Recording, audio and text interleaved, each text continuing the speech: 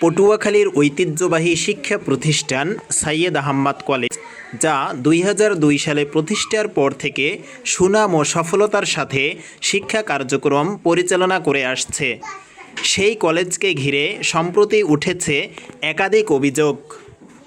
তবে এসব অভিযোগকে সম্পূর্ণ মিথ্যা ও ভিত্তিহীন বলে দাবি করেছেন কলেজের অধ্যক্ষ ও শিক্ষকবৃন্দ। আমি বিশেষ করে পটুয়াখালী জেলার সুযোগ্য জেলা প্রশাসক মহোদয় ও অতিরিক্ত জেলা প্রশাসক মহোদয় শিক্ষা ও আইসিটি মহোদয়ের প্রতি দৃষ্টি আকর্ষণ করছি, যাতে দুষ্কৃতিকারীরা এই কলেজটা ধ্বংসের জন্য, বিনষ্ট করার জন্য পায়তারা করছে। আমি দীর্ঘ ২৪ বছর এই কলেজটি আগলে রেখেছি। এখন যাতে মাননীয় মহোদয়গণ যাতে এই কলেজটি সুরক্ষা করার জন্য এই কলেজটি দিয়ে দৃষ্টিপাত করেন, যাতে এই কলেজটি স্থায়ীভাবে ভবিষ্যতে আরও উন্নতি লাভ করতে পারে। কলেজ কর্তৃপক্ষ জানায়, বর্তমানে এই প্রতিষ্ঠানে প্রায় ৩০ জন শিক্ষক, কর্মকর্তা ও কর্মচারী কর্মরত রয়েছেন। দীর্ঘ ২ যুগের বেশি সময় ধরে অনেকেই বিনা বেতনে নিষ্ঠার সাথে দায়িত্ব পালন করে আসছেন। অভিযোগ রয়েছে, একটি স্বার্থান্বেষী মহল জমিজমা সংক্রান্ত বিষয়কে কেন্দ্র করে পরিকল্পিতভাবে কলেজটির সুনাম নষ্ট এবং ধ্বংস করার অপচেষ্টায় লিপ্ত রয়েছে।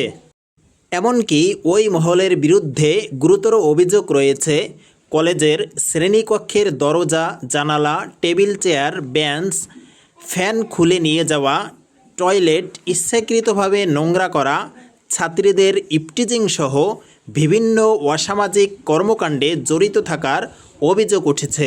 শুধু তাই নয়, কলেজের ব্যবহৃত পানির টিউবওয়েল এবং বিদ্যুতের মিটার পর্যন্ত খুলে নিয়ে যাওয়ার ঘটনাও ঘটেছে বলে জানিয়েছেন কর্তৃপক্ষ।